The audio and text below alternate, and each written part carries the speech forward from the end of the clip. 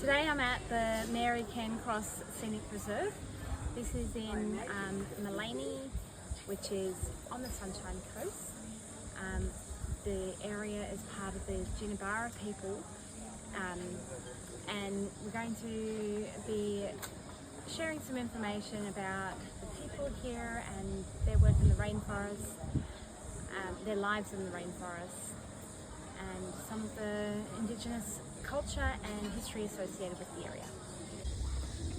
As a tourism site, the centre has a discovery centre with information on the rainforests and a number of rainforest walks. The land that we're on is belonging to the Jinnabara people.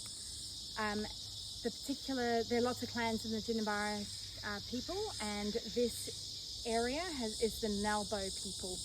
Jinnabara means people of the Loya cane vine, and Nalbo is the people of the gum hoop pine. The Nalbo people and the Jinnabara people had a number of different totems. One of the big totems in this particular area was the native bee. People would would want the honey, but they would check in with the native bee people before they collected honey to make sure that there was enough to be sustainable. Some of the other totems for the area are the mountain brush-tailed possum, the glider possum, the emu, the kangaroo, brown snake, the bubuk owl. This area was known for the bunya festival, and whenever the bunya trees were very plentiful, the festival would be held. Sometimes it was only every 3 or 4 years, but this festival invited people from all different nations, from further south into what we now know as New South Wales. The people that live in the area of Maroochydore, closer to the ocean, they would come into the area, and the festival included ceremonies with the dancing and music and lawmaking. They settled disputes, they renewed friendships, and they shared in the food and the plentifulness created by the bunya trees. Okay. This whole area was full of food and medicine, tools and weapons, and a whole lot of shelter provided by the forest. A lot of the food that we saw when I met with the Kabi people is similar, such as the sandpaper fig trees, the traditional native ginger, the tiger orchids. Supplejack was another plant that was used, water was collected in it, and particularly up here are the bunyi trees, or the bunya pines, and they were provided with nuts, and they were very specific to this area but also found in Kabi Nation.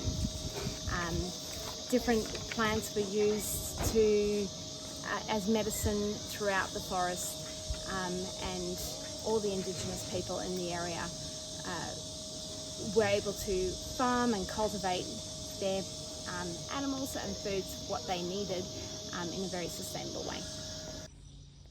The Cairncross Scenic Reserve is a piece of rainforest that used to exist across the whole area, extending towards the Glasshouse Mountains, which you can see from the viewpoint of the here at the Discovery Centre. The Glasshouse Mountains are a place where the Kabi people and Jinnabara traditional people meet. It's sort of a border area between the two nations. The Glasshouse Mountains themselves were named by James Cook, who named them after the glass-making kilns back in England that had similar shapes. First Nations people passed down information through the use of stories.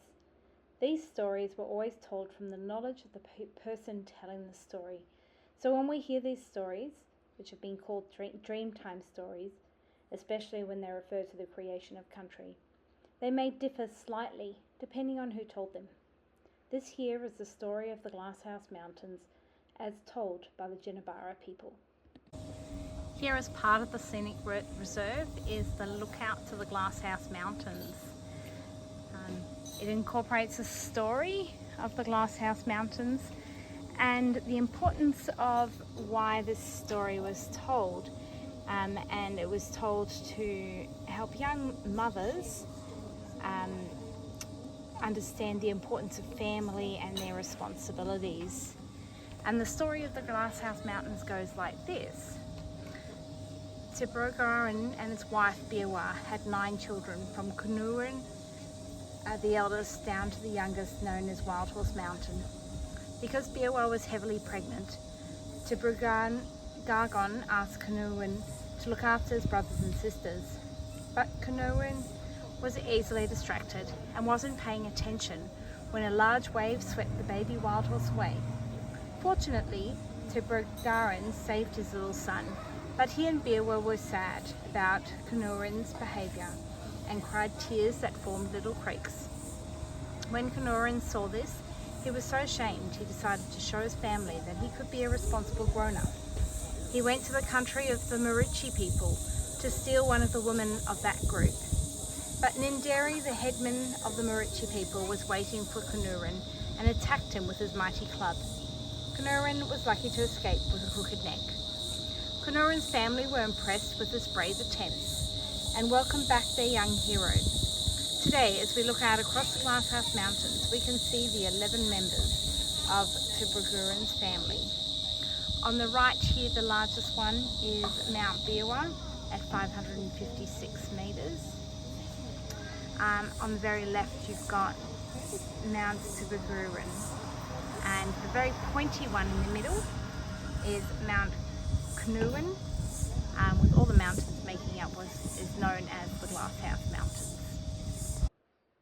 Another story sharing the wisdom of the Jinnabara people is a story about frogs impressing on children the importance of obeying their parents and staying safe. 2 little children were too heavy to be carried while their parents gathered food. Leaving them at camp, their parents warned them to stay put so that they could be safe. They did this for a while, but soon became restless and wandered off. One said, "Let's play at corroboree, like our parents do." So they hopped about and sang. As they played, Wolgarung, a magpie, flew down and threatened them. The frightened children ran back to camp. When parents then decided it would be safest if the children were turned into small creatures that lived close to the ground, like frogs. In another display, the story of the carpet python and how it got its markings was shown.